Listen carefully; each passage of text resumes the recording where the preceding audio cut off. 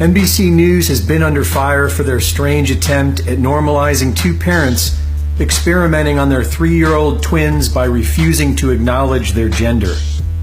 The mother says her twins have no idea if they are male or female, and that they have no idea if other children are male or female. The father is nervous to discuss it with them, and when they do, they will tell them that gender is something that's fluid. Despite the fact that only 0.3% of the population identify as transgender, and 40% of them end up committing suicide, these parents have decided to risk the mental health of their own children for an experiment of gender fluidity. Gender fluidity, the theory that there is no such thing as biological gender. Where did all this madness come from?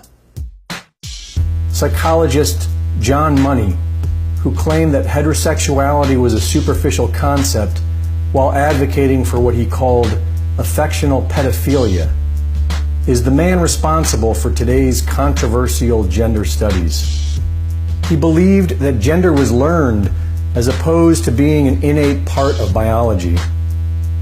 Money's John Joan case has been celebrated and pushed to support the practice of sexual reassignment surgery, when in reality, it was a complete train wreck. The John Joan case involved a young boy named David Reamer, who in 1966, at the age of 8 months old, suffered a botched circumcision. Dr. Money persuaded the boy's parents that sexual reassignment surgery would be his best option for living a healthy life. The child was surgically castrated at the age of 22 months, given hormone treatments, and raised to believe that he was a female named Brenda. Part of this experiment involved John Money forcing David and his twin brother to simulate having sex with one another, while David would pretend to be a female named Brenda. He also had the boys strip off their clothes and inspect each other's genitals while he photographed them, and he claimed that this was important for a healthy adult gender identity.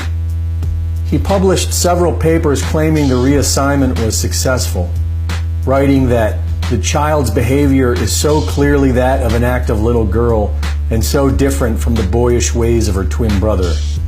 But David's side of the story was completely different. Unsurprisingly, David Reamer claimed these experiences were deeply traumatic, and at the age of 15, chose to live his life as a boy once again. And things ended badly for both brothers. The twin brother, Brian, developed schizophrenia, and both of them suffered years of severe depression before each taking their own lives.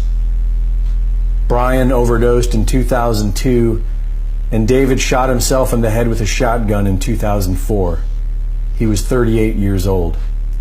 It's child abuse. And if we continue to allow the unrelenting state to stay their course, then we will see the end of the organic family as we know it.